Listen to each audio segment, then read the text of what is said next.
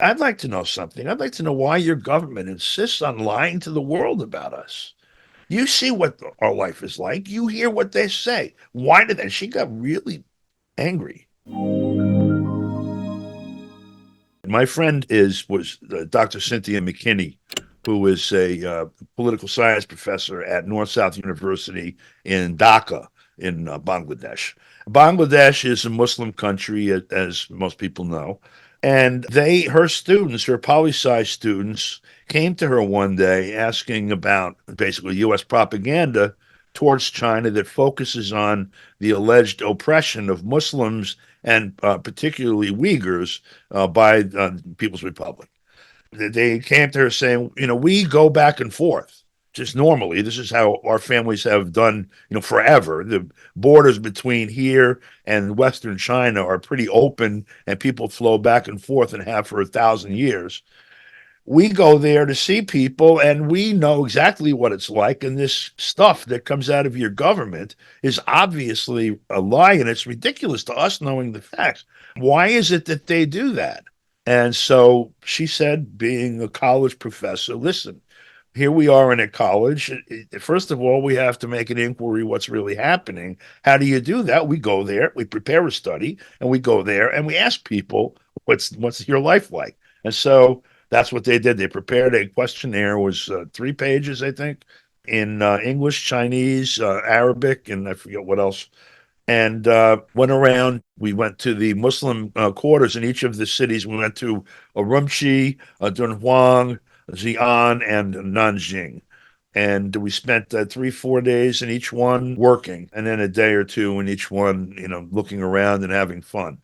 My first impression when I stepped off the plane out of the airport, looking at Urumqi, was this is a modern city. It's like in the middle of Asia. I think it's the furthest city from any coast in the whole world. I think, if I'm not mistaken.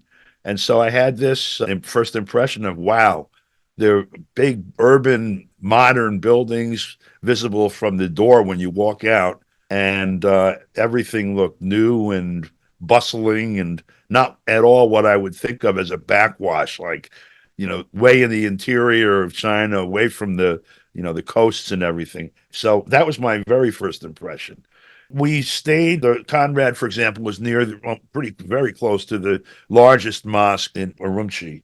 And we went to other mosques, and also we made a point of trying to eat and hang out in halal restaurants and other Muslim businesses where people congregated. So everyone that we spoke with that was, first of all, surprised to hear, because we did ask at some point in time, there's this story about this. Do you know anything about any of this? Have you seen, people being taken away in the middle of the night by guys in trench coats and, all of that stuff? And, people would laugh at how ridiculous it was.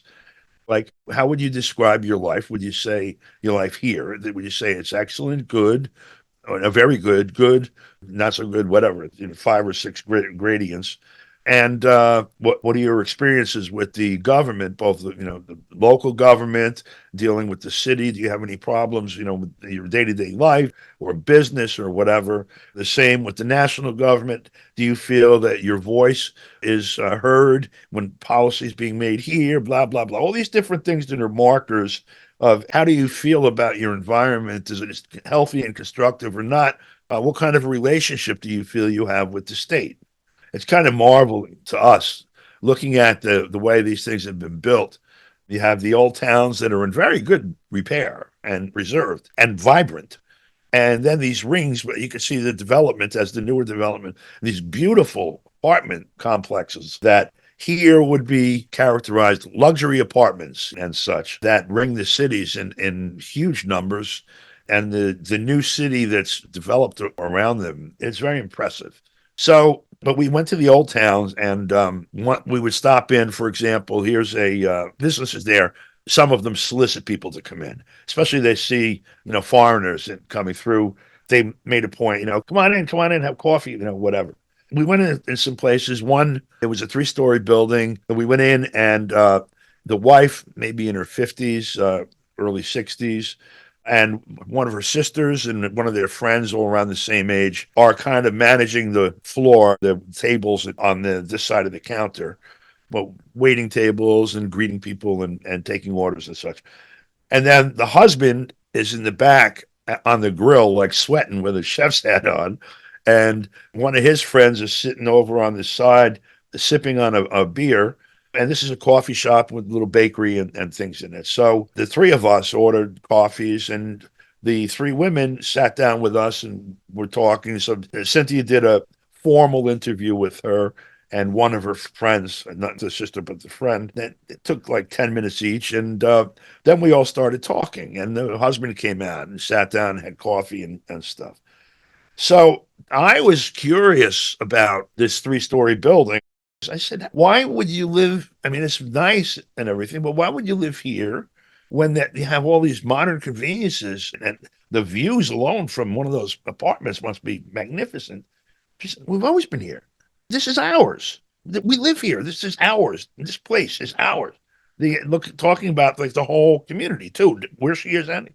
I had no idea that people in China with the socialist and the whole history of it since 1949 had this sense of like proprietorship, not formal, but essential proprietorship that I own the things in my life. And that impressed me a lot.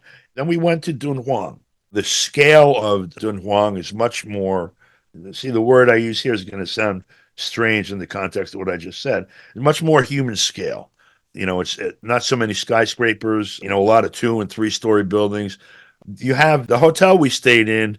I don't know if it was a replica of an old, like a little petite village. I don't know, like 4 blocks of 2 story buildings with retail on the first floor and various residential on the second. No cars, like walking, and it's like almost like a contained strip mall. I don't know if that's an original that's been maintained or if it's a mock-up, whatever. Very comfortable. We stayed in this place. Across the main street that this fronted on was desert and a mountain, sand mountain. So this was the view from our room, our window. There was a camel ride up the sand mountain, like in real. It felt more like a city, maybe in the 1930s or 40s in terms of scale. Or here, like in like Greenwich Village in New York City, or maybe like Greenwich Village was 20 years ago, not quite so much auto traffic.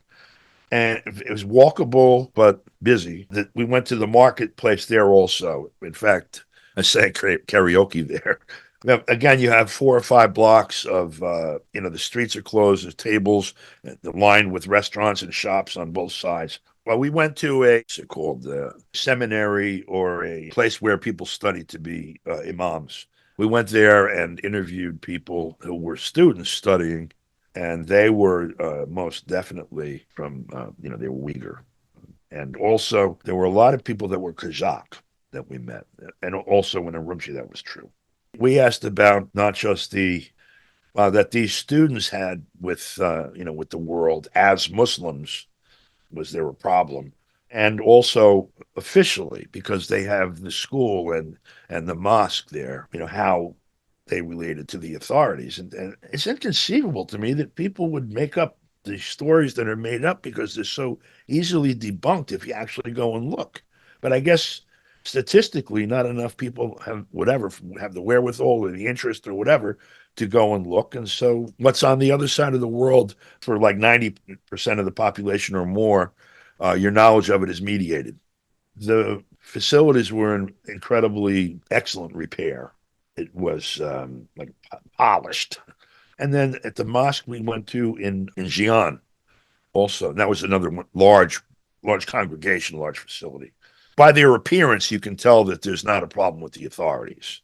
There's no sign, first of all, shutting it down, but also whatever resources you need to maintain gold leafing and windows and roofs and pavement and such are obviously available. We went to Nanjing. We went to a halal restaurant. We got there about 4 in the afternoon, and they weren't really open yet.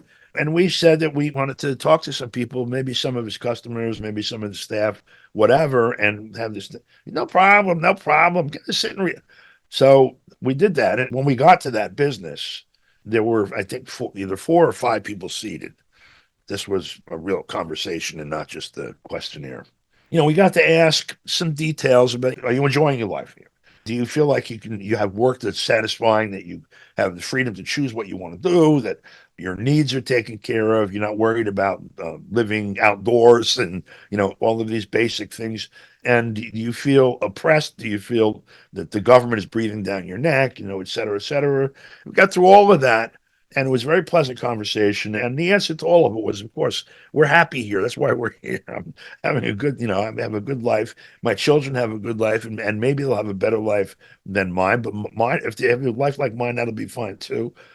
We get through all of that. This one woman who was not in the family, I think, said, I'd like to know something. I'd like to know why your government insists on lying to the world about us. You see what our life is like. You hear what they say. Why did that? She got really angry, like very emotional. And it was hard for me, it felt like it, and I know it wasn't, but it almost felt like she was angry with us personally. I think it's because we were there. But she took it very personally. And I mean, obviously you would, right?